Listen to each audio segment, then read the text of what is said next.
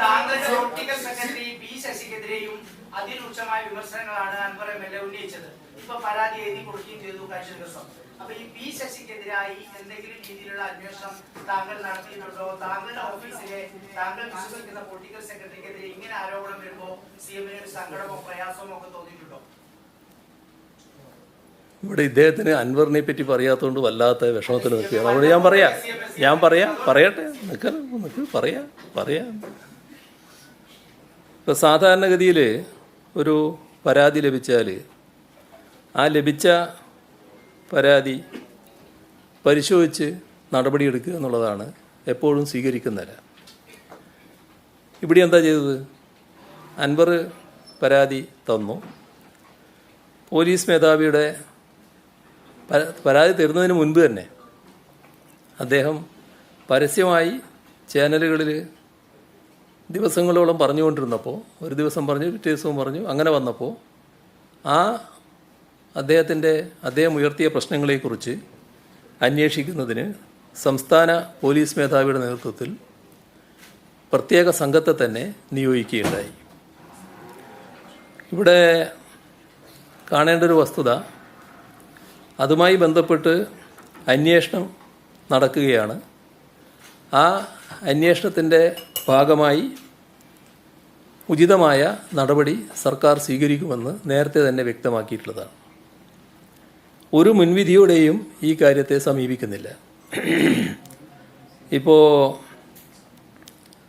ഇവിടെ SPA അന്വേഷണ റിപ്പോർട്ടിൻ്റെ ഭാഗമായി SPA ഇപ്പോൾ അന്വേഷണ വിധേയമായി സസ്പെൻഡ് ചെയ്തിട്ടുണ്ട്. അത് സാധാരണഗതിയിൽ ഒരു പോലീസ് ഉദ്യോഗസ്ഥൻ സംസാരിക്കാൻ പാടില്ലാത്ത രീതിയിൽ സംസാരിച്ച കാര്യങ്ങൾ പുറത്തു വന്നു. അതിൻ്റെ മേലെയാണ് ആ നടപടി ഉണ്ടായിട്ടുള്ളത്. ബാക്കി കാര്യങ്ങൾ അന്വേഷിക്കുകയാണ്. അപ്പോൾ ആരോപണ വിധേയർ ആര് എന്തല്ല, ഉന്നയിക്കപ്പെട്ട ആരോപണങ്ങൾ എന്താണ്, അതിനുള്ള തെളിവുകൾ എന്തൊക്കെയാണ്, ഇതൊക്കെ അന്വേഷിച്ച് കണ്ടെത്തുക എന്നുള്ളതാണ് ഏറ്റവും പ്രധാനപ്പെട്ട കാര്യം. ഇപ്പോൾ ഉന്നയിക്കപ്പെട്ട ഒരു ആരോപണം പോലീസ് കള്ളക്കടത്ത് സ്വർണം പിടിക്കുന്നതുമായി ബന്ധപ്പെട്ടാണല്ലോ. ഒരു ഗൗരവമായ ഒരു ആരോപണമായിട്ട് ഉയർന്നു വന്ന ഒന്നാണല്ലോ അത്. എൻ്റെ മെറിറ്റിലേക്കൊന്നും ഞാനിപ്പോൾ കടക്കുന്നില്ല, അത് അന്വേഷണം നടന്നിട്ട് തീരുമാനിക്കേണ്ട കാര്യമാണ്. എന്നാൽ ഒരു കാര്യം, നമ്മുടെ സംസ്ഥാനത്ത് പോലീസിന് നിർഭയമായും നീതിപൂർവമായും പ്രവർത്തിക്കാനും നിയമവിരുദ്ധ പ്രവർത്തികൾ തടയാനുമുള്ള സാഹചര്യം ഉറപ്പാക്കും. പോലീസിൻ്റെ ഭാഗത്തു നിന്ന് എന്തെങ്കിലും തെറ്റ് സംഭവിക്കുക എന്നത് ഉണ്ടാകാൻ പാടില്ലാത്തതാണ്. അങ്ങനെ തെറ്റ് സംഭവിച്ചെങ്കിൽ അതിൻ്റെ മേലെയുള്ള കർക്കശമായ നടപടിയിലേക്കും സർക്കാർ കടക്കും. അതേസമയം പോലീസ് സേനയുടെ മനോവീര്യം തകർക്കാനുള്ള ബോധപൂർവമായ നീക്കത്തോട് ഒരു തരത്തിലും യോജിക്കാനും കഴിയില്ല. ഇവിടെ നിയമവിരുദ്ധമായ പ്രവർത്തനങ്ങൾ കണ്ടെത്തി തടയാനുള്ള സേനയാണ് പോലീസ്.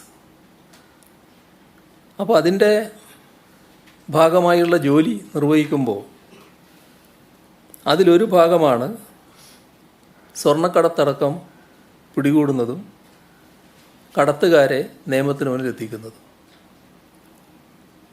പിടിക്കപ്പെട്ടവരും അതിന് നിയമത്തിൻ്റെ കരങ്ങളിൽപ്പെട്ടവർ ഒരു തരത്തിലും അതിൽ സന്തുഷ്ടരായിരിക്കില്ല എന്ന് നമുക്കെല്ലാവർക്കും അറിയാം.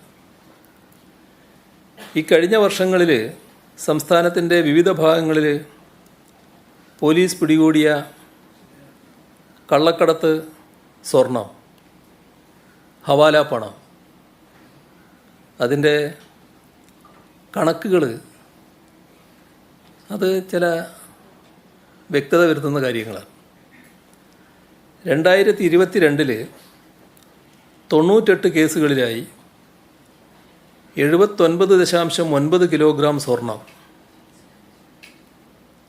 23 61 കേസുകളിൽ 48.7 കിലോഗ്രാം സ്വർണം.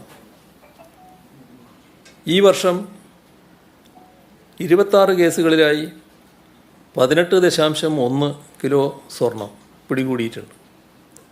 ഇപ്പോൾ 3 വർഷം എടുത്താൽ 147.79 കിലോ സ്വർണം പിടികൂടി. അതിൽ മലപ്പുറം ജില്ലയിൽ മാത്രം പിടികൂടിയത് 124.47 കിലോ സ്വർണമാണ്.